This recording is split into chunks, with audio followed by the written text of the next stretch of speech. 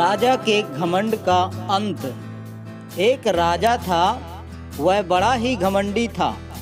घमंड के कारण वह किसी की भी नहीं सुनता था।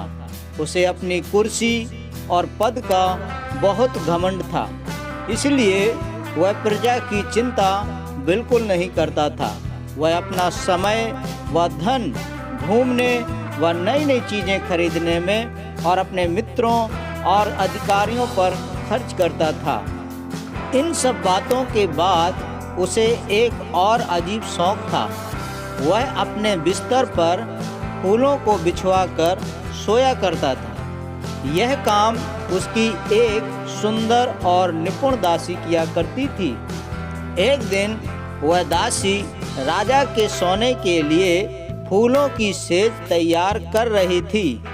तभी उसके मन में आया, क्यों ना इन फूलों की सेज पर लेटकर थोड़ा आनंद लिया जाए।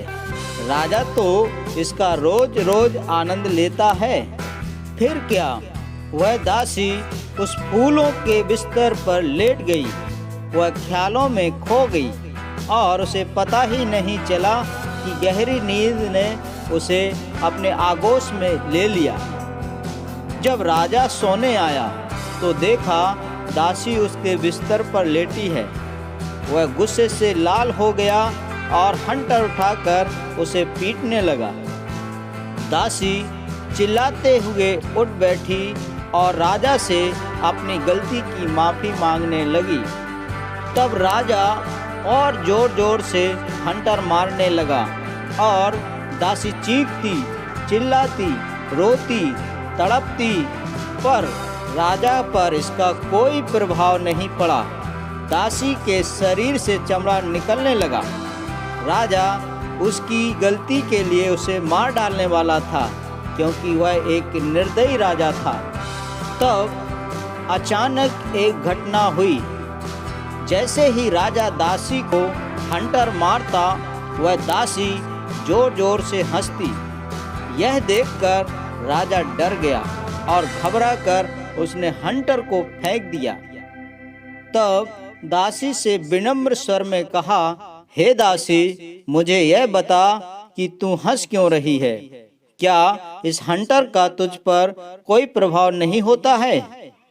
दासी ने कहा, हे राजन, मैं उस राजा की मूर्खता पर हंस रही हूँ जिसने मेरी ये दुर्दशा की है। मैं सोच रही हूँ कि मेरी थोड़ी देर तक बिस्तर पर सोने से यह दशा हो गई है, तो उस राजा की ईश्वर क्या दशा करेगा जो जीवन भर इस बिस्तर पर लेटता रहा और प्रजा के मेहनत पसीने के धन पर जीवन भर ऐश आराम करता रहा। क्या ईश्वर न्याय ना करेगा? यह बात सुनते ही राजा के होश उड़ गए। उसे लग रहा था कि सचमुच ईश्वर ही उस दासी के मुंह से बात कर रहे हैं। उसे सच्चा ज्ञान प्राप्त हो गया। उसके घमंड का चकनाचूर हो गया। वह दासी के चरणों में गिरकर माफी मांगने लगा, क्योंकि उसे सत्य का ज्ञान हो गया था। इस घटना के बाद राजा का जीवन बदल गया और वह प्रजा की देखभाल अच्छी तरह से करने लगा और उनके सुख और दुख में साथ रहने लगा। बाइबल में एक सुंदर वचन है, परमेश्वर अभिमानियों का विरोध करता है परंतु दीनों पर अनुग्रह करता है। हमें इस वचन को कभी नहीं भूलना चाहिए। परमेश्वर आपको बहुतायत से आशीष प्रदान करे। आमीन।